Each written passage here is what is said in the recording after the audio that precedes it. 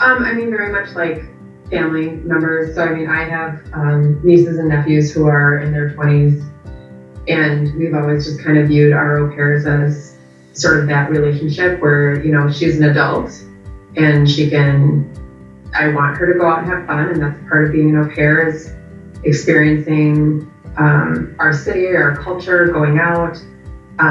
But also you've got a job to do, so it's trying to find that balance between the two. But you know, and we just try to tell our au pairs, like, we just want to make sure you're safe.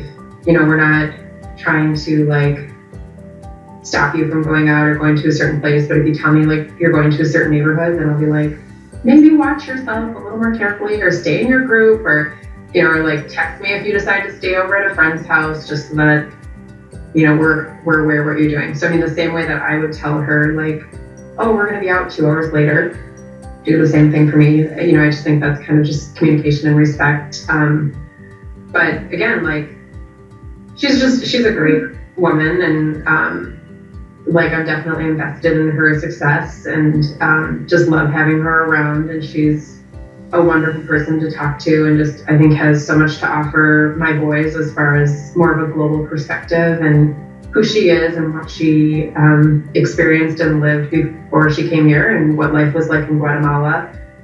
She's going back for a couple weeks in September, and then she'll be coming back to us to stay for a second year. And I think it'll be great just to see like what story she comes home with, and you know, that'll kind of reinvigorate the boys' interest in Guatemala and teach them some more too. So it's wonderful. We love having her. She's a lovely person.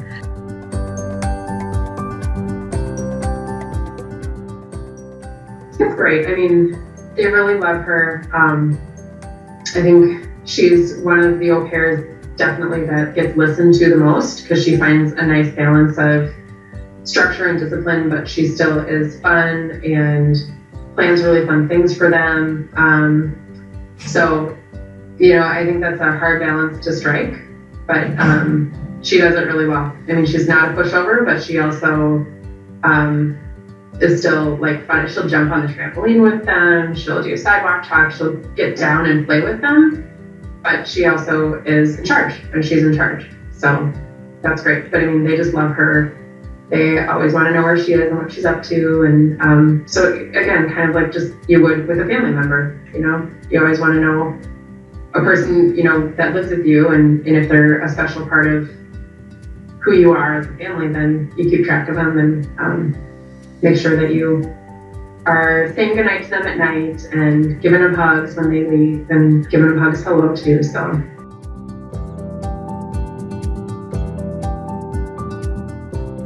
not really, to be honest, because again, I think we end up with au pairs that are fairly like they have a fairly strong independent streak, because that's just kind of the type of person I think that is successful in our family. You know, I mean, like we have never had an au pair that really needed like I said, a lot of hand holding or explanation. So I think people come and they're fairly ready to go, and they're ready to experience a new culture and do something new. And not that they don't talk to their families and miss their families and stuff. You know, we always get updates on what's going on in Guatemala, and like with all of our former au pairs, like what have been happening in their families, and but nobody who was like in the throes of homesickness like I've heard of with other people. I mean, I think that like for myself, it's, you know, I did traveling abroad when I was in college and throughout my career, but in college I was there for an academic year, and I think it's just kind of how ready are you to go. But I don't know, maybe personality. I don't know. I mean, I think, you know, we always bring it up, and we always just say, like, if you're feeling homesick, let us know if there's something we can do. So, I mean, definitely address it and bring it up. Don't pretend like it doesn't happen or can't happen, but yeah. So there was one time, so Kristel's grandmother died, and that was hard on her. You know, so I mean, that's tough. Like, she just found out about it over the phone with her family, and, you know, and I was like, well, do you want to go home? Is this something, do you want to go home for it? And she was like, no, it's different. Like, she's already buried, because the customs are so different that they bury people right away. And, you know, and she was just like, I just wanted you to know, in case I'm down for a couple days. And, and I was like, of course. I mean, take your time and let us know what we can do. And but people are going to handle that differently too. So